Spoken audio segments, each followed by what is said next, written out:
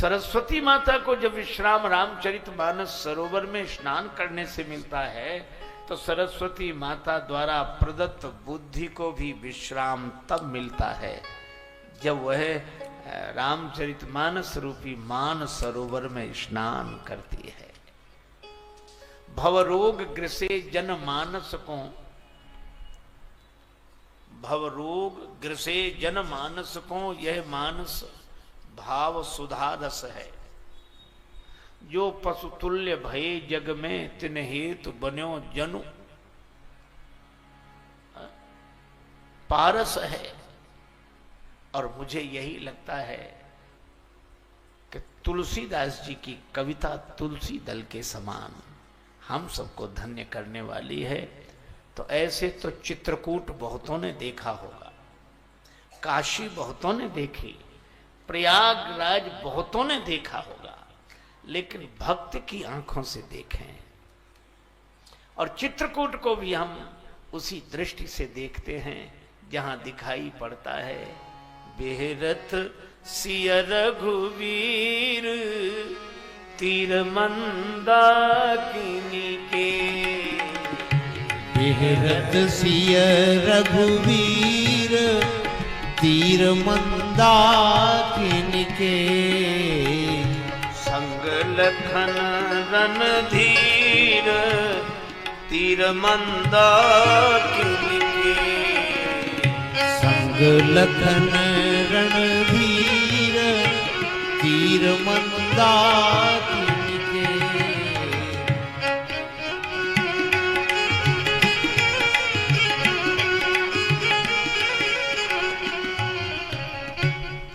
भगवान श्री सीताराम जी चित्रकूट में विराजमान है। बहुत सानंद समय बीत रहा है, पर चित्रकूट में तो आनंद ही आनंद है। श्री अवध में परिस्थिति बिगड़ गई और मानो संकेत यह है कि कुसंग के कारण बिगड़े हुए वातावरण को भगवान भी नहीं सुधार रहे। भगवान श्री अवध छोड़कर चित्रकूट आ गए। गुरुदेव वशिष्ठ जी वहां हैं, पर गुरु जी ने कहा कि अगर कुसंग से बिगड़े हुए वातावरण को बनाना हो तो संत को बुलाओ। सत्संग के बिना कुसंग का प्रभाव कम नहीं होता। संत की करुणा के बिना वातावरण बदलता नहीं है। गुरु जी ने दोनों भाइयों को बुलाया। गुरु बुलाए पठे दो भाई। श्री भरत आए। अब आप विचार करना, कैकेयी माता के क्रोध ने श्री राम जी को श्री अवध से दूर कर दिया। मंथुरा में आए लोभ ने भगवान को श्री अवध से दूर कर दिया। श्री दशरथ जी के मन में आई हुई कामना ने भगवान को श्री अवध से दूर कर दिया। लेकिन जब श्री भरत आए तो भरत जी में भी यही तीन दिखाई देते हैं। बात अटपटी है, लेकिन आप जरा श्रवण करें। लोग कहते हैं संत वह हो जिसमें काम क्रोध लोभ न हो, पर श्री भरत में काम है, क्रोध है, लोभ है। कैसे? पहले तो कैकेयी माता पर क्रोध ही किया, और क्रोध में कैसी भाषा बोले। बर मांगत मन भई नहीं पीरा, बर मांगत मन भई, पर मांगत मन भई। कनि न जिय मुंह पर मुन कीरा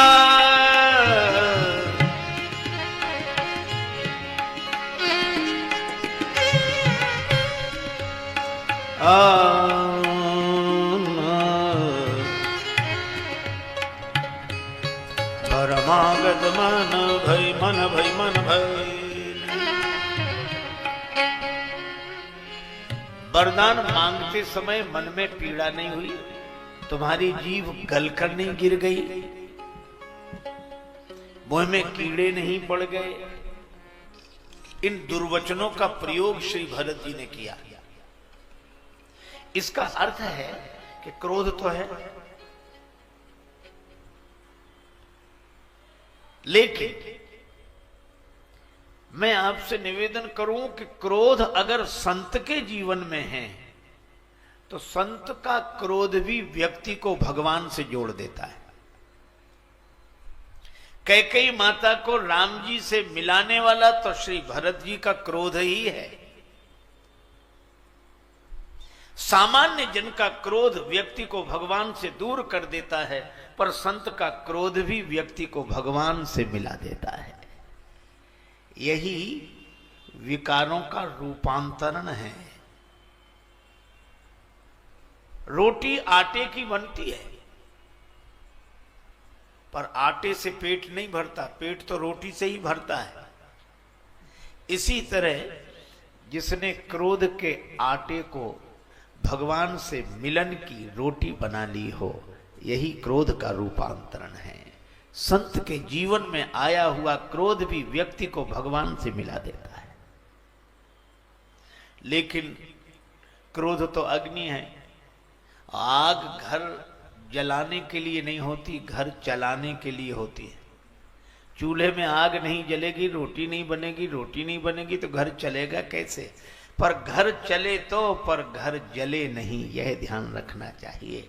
और श्री भरत ने माता कैकेयी से ऐसे क्रोध भरी वाणी बोली तो माता कैकेयी का मन खिन्न हो गया। और मां कैकेयी ने कहा कि भरत,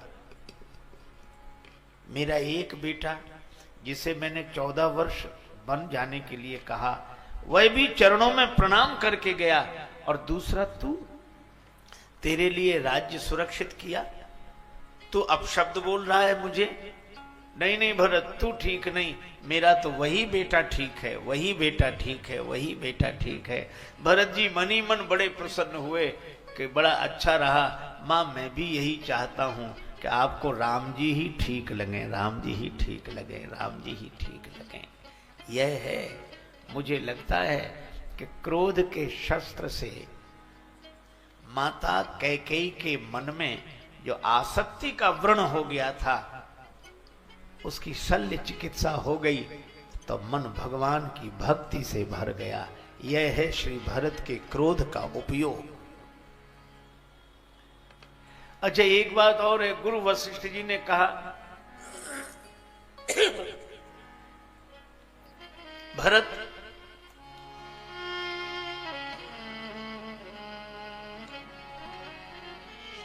राय राज पद तुम कहाँ दीना, राय राज पद तुम कहाँ दीना, राय राज पद तुम कहाँ दीना, राय राज पद तुम कहाँ दीना, पिता बचन फुर चाहिए कीना, पिता बचन फुर चाहिए कीना।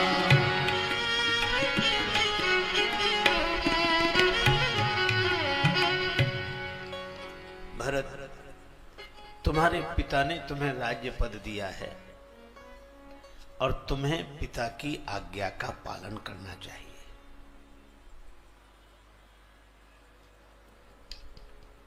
श्री भरत जी ने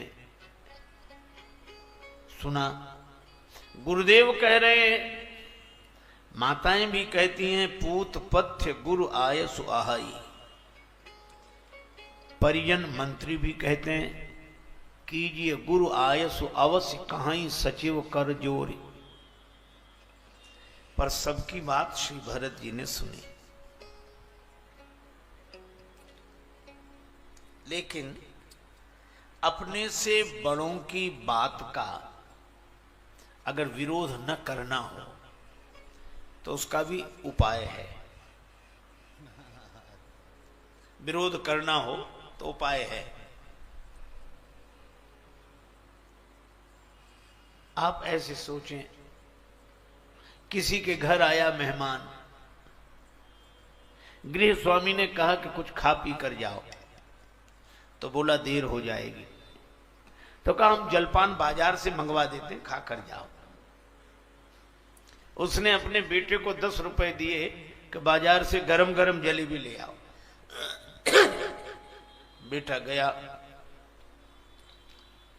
जलेबी बना रहा था मिठाई बनाने वाला, तो उसने जैसे ही कढ़ाई से जलेबी निकाली और दूसरी कढ़ाई में डालने लगा, बेटा बोला ये क्या गड़बड़ी करते हो? पिताजी ने कहा था जैसे ही कढ़ाई से निकले वैसे ही ले आना। अब आप एक बात सोचो, अगर वो जलेबी ले जाए तो सिकी तो खई है, पर चाशनी में नहीं डुबोई तो उसमें स्वाद नहीं होगा। हम भी आपसे कहते हैं कि आप अपनी वाणी रूपी जलेबी को सत्य की कढ़ाई में खरा सेक लें, पर सामने वाले को जब दें तब शील की चाशनी में डुबो कर देना चाहिए।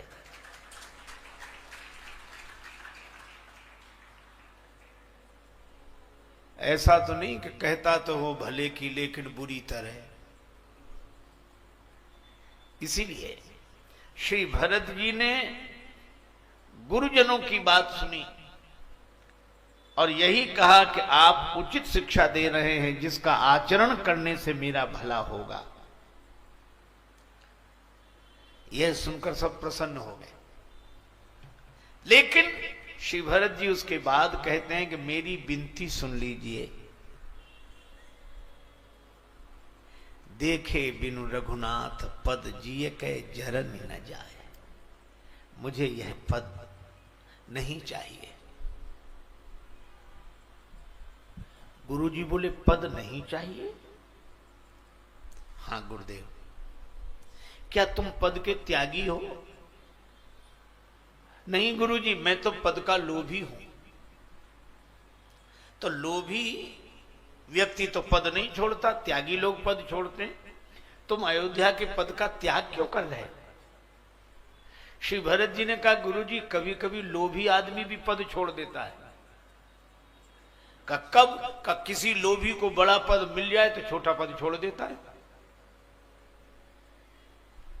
मान लो आज किसी को 2000 का नोट दिखाया जाए और उसके पास 100 रुपए हों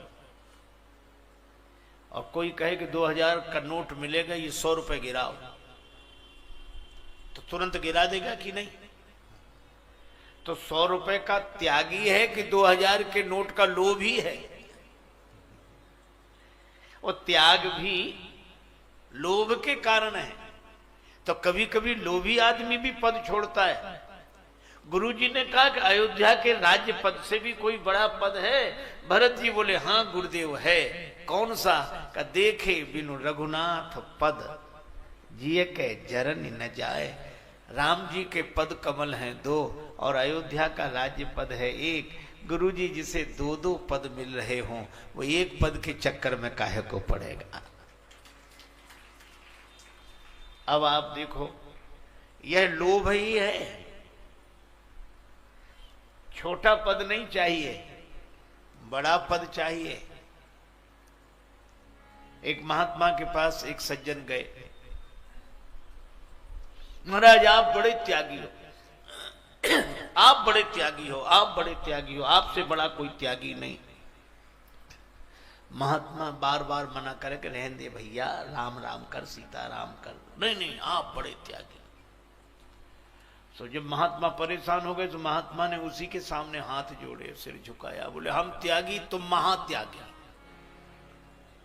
तुमसे बड़ा त्यागी तो कोई है ही नहीं। अब वो कहे हम कैसे त्यागी? महात्मा बोले तो हम कैसे त्यागी? का आपने परमात्मा के लिए जगत छोड़ दिया। महात्मा बोले तो कीमती परमात्मा की जगत का, कीमती तो परमात्मा है। तो का परमात्मा के लिए, कीमती परमात्मा के लिए हमने जगत छोड़ दिया तो हम त्यागी, लेकिन धन्य हो तुमने तो जगत के लिए परमात्मा को ही छोड़ दिया तो तुम महात्यागी, तुमसे बड़ा त्यागी और कौन हो। इसलिए भैया लोभ तो भगवान का है। भरत जी ये नहीं कहते कि हम भगवान के चरण कमल चाहते हैं, हम त्यागी हैं, हमें संसार से कोई लेना देना नहीं है और हम त्यागी हैं, हमको तो केवल भगवान के चरण चाहिए। नहीं, भरत जी की शैली देखो, वो कहते मैं लोभी हूं इसलिए भगवान के चरणों को चाहता हूं। चरण कमल देखे बिनु रघुनाथ पद जिय के जरनी न जाए, ये लोभ। गुरु जी ने सोचा थोड़ी परीक्षा ले लें। गुरु जी बोले भरत अगर तुम सिंहासन पर न बैठो, हम तुम्हें जबरदस्ती बिठाएं तो बैठोगी नहीं। भरत जी बोले गुरु जी बैठना पड़ेगा। अच्छा, गुरु आज्ञा करी ऐसी, बैठना पड़ेगा, लेकिन एक बात तय है, मोहि राज हठ देहु जबहि रसा रसातल जाई ही तबहि। मुझे जबरदस्ती जिस दिन आप सिंहासन पर बिठा देंगे, ये पृथ्वी रसातल को चली जाएगी। यह है श्री भरत। गुरु जी ने कहा कि भरत कैसी बात करते हो, इस पृथ्वी पर हिरण्याक्ष हिरण्यकश्यप का राज्य रहा, पृथ्वी रसातल को नहीं गई।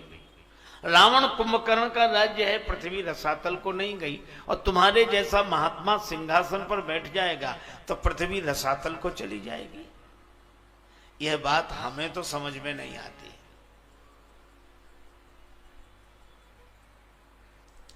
श्री भरत जी ने कहा कि गुरुदेव, हिरण्याक्ष हिरण्यकश्यप का अत्याचार पृथ्वी माता सहन कर सकती हैं, क्योंकि पृथ्वी माता जानती हैं कि राक्षस हैं।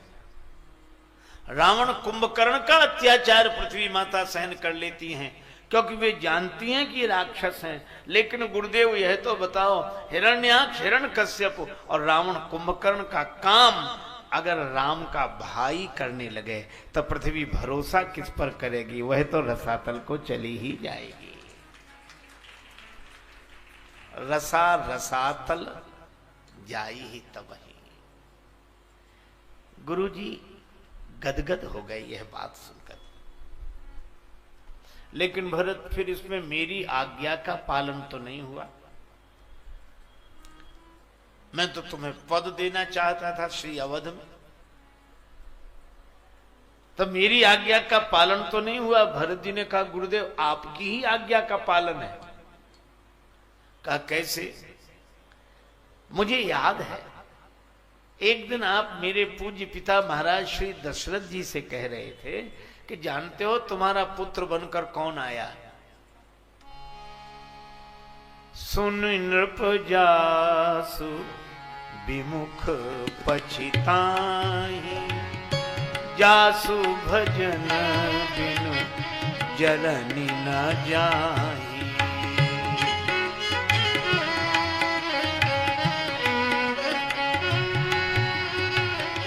जासु भजन बिनु जननी न जाहि।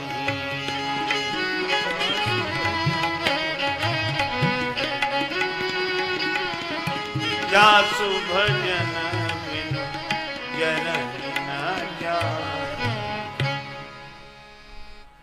आपने कहा था राजन तुम्हारा पुत्र बनकर वह आया है